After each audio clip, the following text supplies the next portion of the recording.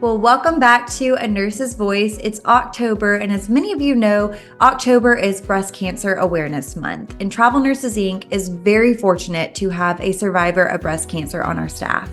Cristina Duncan is our Chief Nursing Officer and Chief Operating Officer, and she was diagnosed with stage 1 breast cancer a few years ago, and she is here to share her story with us today. So, Cristina, first, I want to thank you for being so brave and for sharing your story with us. It's so important. It's my pleasure to be here. Let's go ahead and jump right on in. Can you talk to us about everything that transpired, why you initially went to go get checked out, and everything that happened? Okay. For me, it was routine. So I don't mind sharing my age. I am over 50, so this was in 2022. I was 53 at the time, and I was just having my annual mammograms.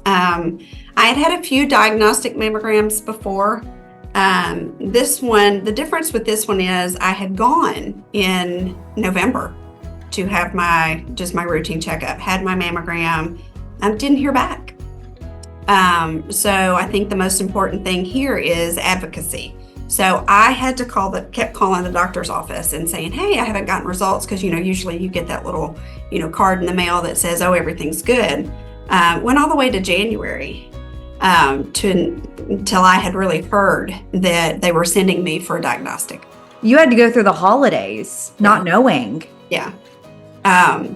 So, fast forward, I just kept being persistent and kept advocating for myself. And January, I go in and have a diagnostic mammogram, and then they say, well, we're going to do an ultrasound. And you're kind of like, okay, that gives you a little pause.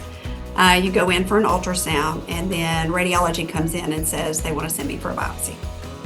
Still, even then, being a clinician, I was like, oh, it'll be fine.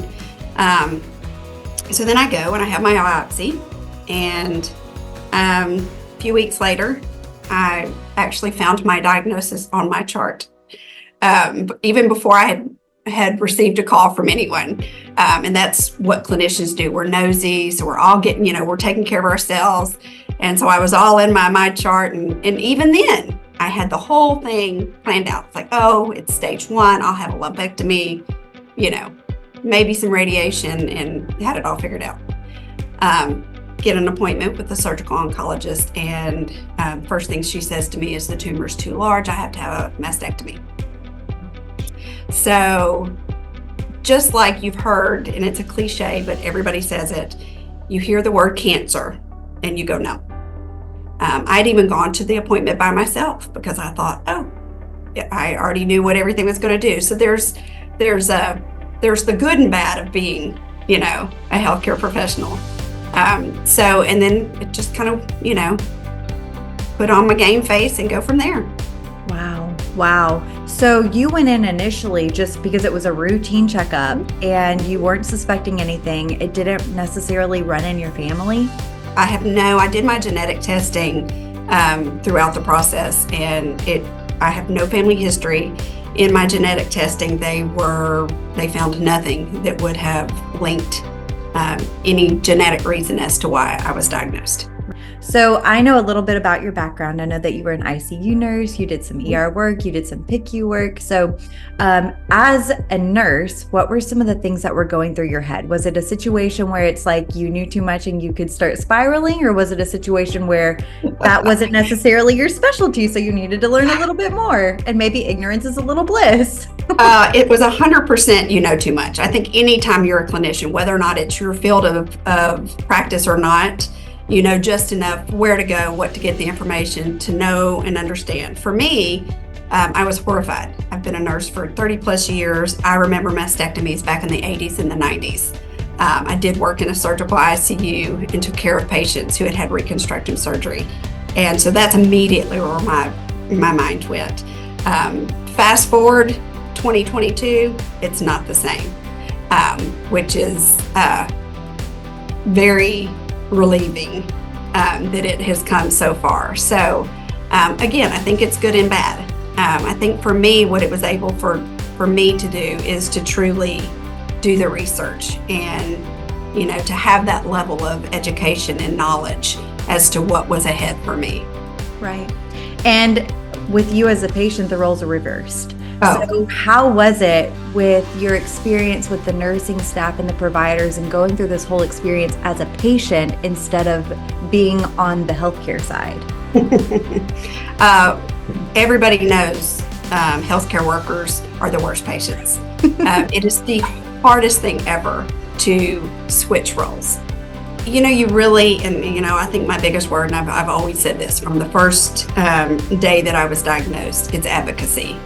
Even for the nursing staff and even the physicians, going in there as somebody who did not have a nursing background, I feel for those individuals who don't know the questions to ask. Yeah. Because, doctors' offices and nurses in oncology clinics, and they don't always think to educate to the level that patients need. Yeah. So for me, it was kind of hard to turn around and be the patient, but I just kept advocating for myself, and I kept saying, what do I need to know? I found all sorts of resources. I found blogs that women who had been through this, as to just to prepare. What do I need at home? What do I need to bring with me? What to expect?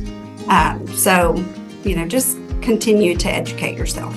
Absolutely. And what would be one thing that you want women to take away from hearing your story? And one thing that you might encourage somebody who finds themselves in your situation?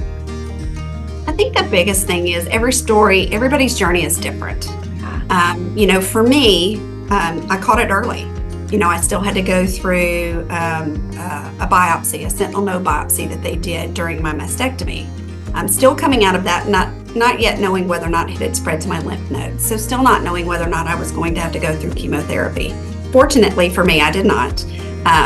But that didn't make my journey any less than those who do have to go through it. And I think everybody needs to understand that no matter what your course of treatment is, it's your journey. Yeah. And not to compare yourself to other people's journey. To truly just embrace what you've got, going on, have your support, and just really know that you will come out of it. You will come on the other side. You have things to look forward to, and just keep pressing forward. That's incredible. Well, Cristina, I really appreciate you sharing your story. It's very impactful. It's very inspiring. You are one strong, brave woman. And I really appreciate you sharing everything with us today. So thank you. Be sure to come back for the next Nurse's Voice.